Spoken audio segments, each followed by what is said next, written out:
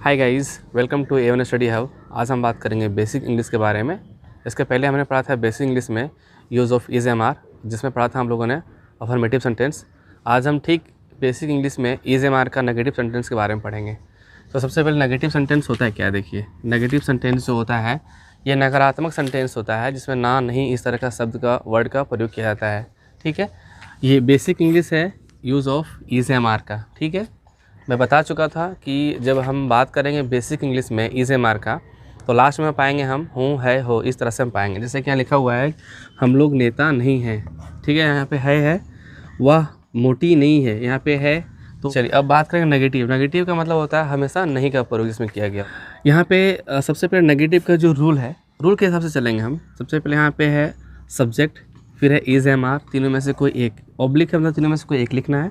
फिर यहाँ पे नॉट का प्रयोग होगा, फिर होगा कॉम्प्लीमेंट। ठीक है, यहाँ ध्यान दीजिए हम लोग नेता नहीं है, हम लोग नेता नहीं है। नहीं जो लिखा हुआ नहीं, ये नहीं की वजह से हम क्या समझेंगे इसको, नेगेटिव सेंटेंस है। वह मोटी नहीं है, ये नहीं जो है ये नेगेटिव सेंटेंस है।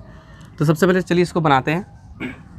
यहाँ पे लिखा हुआ सब्जेक्ट, यहाँ पे सब्जेक्ट क्या है, यहाँ पे सब्जेक्ट है हम लोग। हम लोग का क्या होता है, वी होता है। ठीक है, फिर इज़ एम आर, कहाँ एम लगता है, कहाँ आर लगता है, कहाँ इज़ लगता है, ये मैं बता चुका हूँ पिछले वीडियो में, आप देख लेंगे।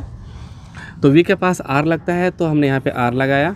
ठीक है, उसके बाद ये इज़ एम आर तीनों में से कोई एक था, हो गया। फिर यहाँ पे नोट है, हमें नोट लगाया। फिर यहाँ पे क्या है, कॉम्प्लीमेंट। कॉम्प्लीमेंट है क्या, नेता। नेता क्या होता है, लीडर, तो लिखेंगे लीडर। ध्यान दीजिए हम लोग हैं मतलब एक से ज़्यादा है, प्लूरल है, इसके लिए लीडर नहीं, वहाँ हो जाएगा लीडर्स हो जाएगा, नेता। यहाँ पे क्या है, वह मोटी नहीं है। तो सबसे पहले यहाँ पे क्या है, सब्जेक्ट में वह का यहाँ पे क्या हो जाएगा, शी, मोटी है। मोटी यानी कोई लड़की या फीमेल के बारे में बात हो रही है, तो यहाँ पे वह के लिए ही या शी होता है, मेल के लिए ही होता है और फीमेल के लिए शी का प्रयोग होता है। तो शी लिखा मैंने, सब्जेक्ट था, शी लिखा। फिर इज़ एम आर तीनों में से कोई एक लिखना है, तो शी के पास इज़ का प्रयोग होता है, तो यहाँ पे इज़ लिखेंगे। ठीक है, उसके बाद नोट है, नोट लिखेंगे। फिर उसके बाद क्या है, कॉम्प्लीमेंट। कॉम्प्लीमेंट है क्या, यहाँ पे मोटी। मोटी क्या होता है, फैट, तो लिखेंगे यहाँ पे हम फैट। ठीक है, शी इज़ नॉट फैट। अब ध्यान दीजिए, सबसे पहले नेगेटिव सेंटेंस जो होता है वो उसमें हमेशा ना नहीं का प्रयोग होता है, और इसी नकारात्मक वाक्य होता है, नकारात्मक सेंटेंस होता है जिसमें नहीं का प्रयोग किया जाता है। ये बेसिक इंग्लिश है जिसमें हम इज़ एम आर के बारे में पढ़ रहे हैं। ठीक है, इसके पहले हम बता चुके हैं बेसिक इंग्लिश में use of is am are का अफर्मेटिव सेंटेंस। ठीक है, वो ज़रा देख लेंगे आप, मैं उसका वीडियो में डिस्क्रिप्शन में डाल दूँगा। ठीक है, अब देखिए यहाँ पे सबसे पहले है ये रूल। ये रूल के हिसाब से बनाएंगे। अब यहाँ पे रूल क्या है, सब्जेक्ट है पहला, तो पहले सब्जेक्ट लिखेंगे। इज़ एम आर तीनों में से कोई एक लिखना है, क्योंकि ऑब्लिक है मतलब तीनों में से कोई एक ही लिखना है। फिर क्या है, नोट है तो नोट लिखना है। फिर क्या है, कॉम्प्लीमेंट, कॉम्प्लीमेंट लिखना है। तो कॉम्प्लीमेंट क्या, तो वही मैं बता चुका हूँ। ठीक है, चलिए अब यहाँ थोड़ा ध्यान देखिए। सबसे पहले यहाँ सब्जेक्ट है, हम लोग है, तो हम लोग का वी लिखे। अब वी के पास इज़ एम आर तीनों में से कोई एक होगा तो क्या होगा, वी के पास आर होता है तो आर लिखा मैंने। फिर यहाँ पे क्या, नोट, तो नोट का प्रयोग किया। फिर यहाँ कॉम्प्लीमेंट, कॉम्प्लीमेंट हो गया अपना नेता, तो नेता को हम लोग लीडर लिखे।